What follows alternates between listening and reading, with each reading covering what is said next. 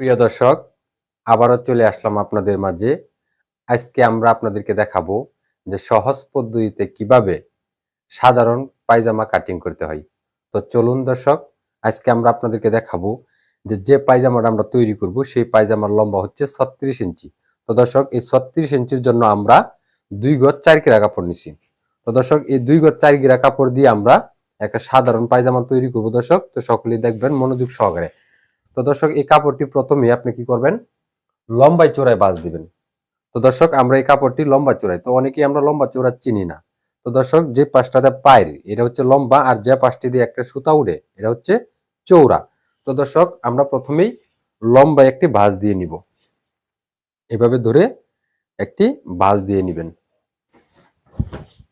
তো দর্শক, একটি ভাঁজ দিয়ে আপনার কাপড়টি কি করবেন, সমান করে নেবেন।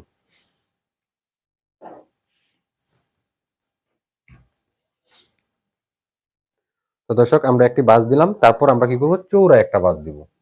তো দর্শক, আমরা লম্বায় চোরায় ভাঁজ দেওয়ার পর আমরা আপনাদেরকে দেখাবো যে এখানে কাপড়ের দিক হয়ে গেল 4টা, একটা লম্বা, একটা চৌড়া, একটা কাটিং, একটা শেষ। তো লম্বা সাইড চিনার উপায় হচ্ছে আমাদের এখন যে বন্ধমাতা ভাঁজ লাইন যেটাকে বলে সেটা হচ্ছে লম্বা। তো আমরা এখন এই কাপড়টি ভাঁজ দেওয়ার পর আমরা এখন চিত্র অঙ্কন করব। তো দর্শক, চিত্রটা কিভাবে অঙ্কন করব সকলকে দেখানোর চেষ্টা করব। দর্শক সকলেই দেখেন, এখানে প্রথমে আমাদের কি করতে হবে, এই কাপড়টি থেকে প্রথমেই 2 ইঞ্চি রাবার ঘর নিতে হবে। তো দর্শক, আমরা ভাঁজ লাইনটা আমার পাশে রেখে আমি কাপড়ের জিরো থেকে স্কেল বা ফিতা ধরে এভাবে 2 ইঞ্চি একটা দাগ দিয়ে দিলাম। এটা হচ্ছে রাবার ঘরের দাগ দিলাম। তারপর রাবার ঘর বাদ দিয়ে আজকে আমাদের পায়জামার লম্বা হচ্ছে 36 ইঞ্চি। তো দর্শক, আমরা 36 ইঞ্চিতে একটা দাগ দিয়ে নিব। তো দর্শক, 36-এ দাগ দেওয়ার পরে আমাদের মোড়ানোর জন্য নিতে হবে নিচে দিয়ে 2 ইঞ্চি। তো দর্শক, আমরা 2 ইঞ্চিতে একটা দাগ দিয়ে নিলাম। তো দর্শক, আমরা টোটাল কাপড় নিলাম কত ইঞ্চি, প্রথমে 2 ইঞ্চি রাবার ঘর, তারপর 36 ইঞ্চি লম্বা, তারপর মোড়ানোর জন্য 2 ইঞ্চি। তো টোটাল আমরা কাপড় নিলাম দর্শক 40 ইঞ্চি। তো দর্শক, 40 ইঞ্চি কাপড় নেওয়ার পর আমরা আপনাদেরকে দেখাবো যে হাই কিভাবে নিতে হবে। তো দর্শক, আপনি সবসময় খেয়াল করবেন যে হাইটা নিতে হবে, লম্বা যতটুকু নিবেন এটার 3 ভাগ করে 1 ভাগ। তাহলে দর্শক, আজকে আমাদের লম্বা হচ্ছে 36 ইঞ্চি। তো 36-এ যদি আমরা 3 ভাগ করি তাহলে 3 ভারং 36, 12 ইঞ্চি হাই। আমরা এটার সাথে আরো 1 ইঞ্চি যোগ করে নিব। তো দর্শক, আমাদের 3 বারং 36, 12 ইঞ্চি এবং কি 1 ইঞ্চি যদি সিলির জন্য আমরা নেই তাহলে হচ্ছে 13 ইঞ্চি। তো দর্শক, 13 ইঞ্চি হাই কিভাবে নেবেন, এই যে আমরা যে 2 ইঞ্চি রাবার ঘর নিয়েছিলাম সেই রাবার ঘর বাদ দিয়ে ফিতা ধরে আজকে আমাদের হাই হচ্ছে 13 ইঞ্চি। তো দর্শক, আমরা 13তে একটা দাগ দিয়ে নিলাম। তো দর্শক, এখন আমরা আপনাদেরকে দেখাবো যে কোমর লাইন কিভাবে নিতে হয়। তো দর্শক, কোমর লাইনটা সবসময় আপনারা নেবেন, হাই যতটুকু নেবেন কোমর লাইনও ততটুকু নিয়ে নেবেন। তাহলে আজকে আমরা হাই নিচ্ছি 13 ইঞ্চি, তাহলে আমরা কোমর লাইনও 13 ইঞ্চি নিব। তো দর্শক, কোমর লাইনটা কিভাবে নেবেন, 2 ইঞ্চি যে রাবার ঘর নিয়েছিলাম সেই রাবার ঘর থেকে ফিতাটা ধরে আপনি সোজাসুজি 13 ইঞ্চি সোজাসুজি একটা চিহ্ন দিয়ে দিবেন। তারপর দর্শক, আমরা হিপ লাইন নিব। তো হিপ লাইনটা কিভাবে নেবেন, আমরা যে হাই নিয়েছিলাম 13 ইঞ্চি, এই হাই থেকে ফিতা ধরে আমরা কোমর লাইনের চেয়ে আমরা হিপ লাইনটা নিব 1.5 ইঞ্চি বেশি। কারণ আমাদের কোমরটা একটু চিপা, নিচেটা একটু পাশ, যার কারণে আমাদের কোমর লাইনের চেয়ে হিপ লাইনে কাপড় নিতে হবে 1.5 ইঞ্চি কাপড় বেশি। তাহলে আমরা কোমর লাইনে কাপড় নিলাম 13 ইঞ্চি, আমরা যদি 1.5 ইঞ্চি কাপড় বেশি নিই তাহলে 14.5 ইঞ্চিতে একটা দাগ দিয়ে নিলাম। তো দর্শক, আমরা 14 ইঞ্চিতে একটা দাগ দেওয়ার পর আমরা এখন মুহুরি লাইন নিব। তো দর্শক, মুহুরি লাইনটা কিভাবে নেবেন, আমাদের আজকে মুহুরি হচ্ছে 12 ইঞ্চি। তো দর্শক, 12 ইঞ্চি মুহুরি যদি আপনার হয় তাহলে কাপড় নিতে হবে 12-র অর্ধেক নিতে হবে। আপনার যত ইঞ্চি মুহুরি হোক তার অর্ধেক নিতে হবে সবসময়। তাহলে আজকের মুহুরি আমাদের 12 ইঞ্চি, 12-র অর্ধেক কত, 6।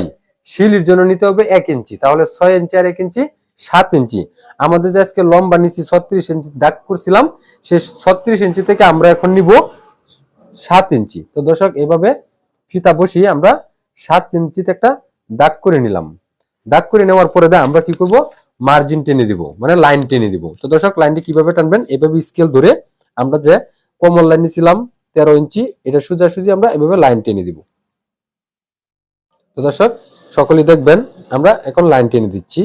এই যে হিপ লাইন আমরা 14.5 ইঞ্চি লাইন টেনে দিচ্ছি। তারপর আমরা মুহুরি লাইন যে 7 ইঞ্চি নিয়েছিলাম আমরা এই 7 ইঞ্চিতেও একটা লাইন টেনে দিলাম। তারপর নিচে যে মুড়ানোর জন্য আমরা 2 ইঞ্চি কাপড় নিচ্ছি সেই 2 ইঞ্চি থেকেও আমরা কি করব, 7 ইঞ্চি লাইন টেনে দিলাম। আমরা আপনাদেরকে দেখাবো যে কাটিং লাইনে কিভাবে আপনারা কাটবেন। তো দর্শক আমরা যে কমন লাইন নিয়েছিলাম 13 ইঞ্চি, সেই 13 ইঞ্চি সোজাসুজি কি করবেন, স্কেল ধরবেন। স্কেল ধরে এভাবে সোজাসুজি কাটিং লাইনে কেটে দিবেন। হিপ লাইনের এখানে এনে লাগিয়ে দিবেন। তারপরে আমাদের এখান থেকে এনে কমন লাইন হচ্ছে 13 ইঞ্চি, এই জায়গা থেকে এনে হিপ লাইন হচ্ছে 14.5 ইঞ্চি। তার মানে আমরা 1.5 ইঞ্চি কাপড় বেশি আছে, সেই 1.5 ইঞ্চি কাপড়ের ভিতরে একটা কি করবেন, শেপ দিয়ে দিবেন। তো শেপ দেওয়ার পরে দেয়া আমরা কাটিং লাইনে হিপ লাইন থেকে মুহুরি লাইনে শেপ স্কেল ধরে এই যে এভাবে সোজাসুজি আমরা কি করব, কেটে দিব। মানে আগে আমরা চক দিয়ে চিহ্ন করে দিব এভাবে। তারপর আমরা নিচে যে কাপড়টা আছে সেটাও আমরা কি করব, এভাবে যোগ করে দিলাম। তো দর্শক আমাদের চিত্র করা হয়ে গেল। এখন আমরা আপনাদেরকে আবার বুঝিয়ে দিব যে আমরা কিভাবে সহজ পদ্ধতিতে চিত্র অঙ্কন করলাম। তো দর্শক এটা আমাদের কাপড়, এই কাপড়টা লম্বা চৌড়ায় ভাঁজ দিছি। ভাঁজ দেওয়ার পরে ভাঁজ লাইনটা আমার পাশে রাখছি। রাখার পরে প্রথমেই আমরা 2 ইঞ্চি রাবার গড় নিছি। রাবার গড় বাদ দিয়ে আমরা লম্বা হচ্ছে আজকে 36 ইঞ্চি নিলাম। তারপর 36 ইঞ্চি নেওয়ার পর আবার 2 ইঞ্চি মোড়ানোর জন্য নিলাম। তারপর আমরা হাই নিব। হাই কিভাবে নিতে হবে, লম্বা যতটুকু নিচ্ছি এটা 3 ভাগ করে 1 ভাগ হাই। তাহলে লম্বা হচ্ছে 36, 36 3 ভাগ করছি 3 12 36, 12 ইঞ্চি। শিলির জন্য নিচ্ছি আমরা 1 ইঞ্চি, এই হচ্ছে 13 ইঞ্চি। রাবার গড় বাদ দিয়ে আমরা হাই নিলাম 13 ইঞ্চি। তারপর আমরা কমন লাইনটাও 13 ইঞ্চি নিছি, মানে হাই যতটুকু নিছি কমন লাইনও ততটুকু নিছি। তারপরে আমরা হিপ লাইন নিছি। হিপ লাইন কিভাবে নিতে হবে, কমন লাইন যতটুকু নিবেন তার সাথে 1.5 ইঞ্চি কাপড় বেশি হিপ লাইনে নিতে হবে। তারপর মুহুরি লাইন, মুহুরি আমরা মাপ দিয়ে যতটুকু পাবো তার চেয়ে আমরা 1 ইঞ্চি আরো বেশি নিব। তাহলে লম্বা 36 ইঞ্চি থেকে আমরা চৌড়ার দিকে 7 ইঞ্চি নিছি, মুরানো কাপড় থেকে আমরা চৌড়ার দিকে 7 ইঞ্চি নিছি। নেওয়ার পরে আমরা কাটিং লাইনে কি করলাম, কমন লাইনে সোজাসুজি হিপ লাইনে কেটে দিলাম। তারপর আমরা হিপ লাইনের 14.5 ইঞ্চির মাথা থেকে আমরা শেপ স্কেল ধরে আমরা কাটিং লাইনে মুহুরি লাইনে নিয়ে কেটে দিলাম। তারপর আমরা এখন কাটিং করব। তো দর্শক সকলেই দেখবেন আমরা কাটিংটা কিভাবে করি। কাটিং লাইনে কাটতে হবে। তো দর্শক এভাবে কাটিং লাইনে কেটে দিবেন।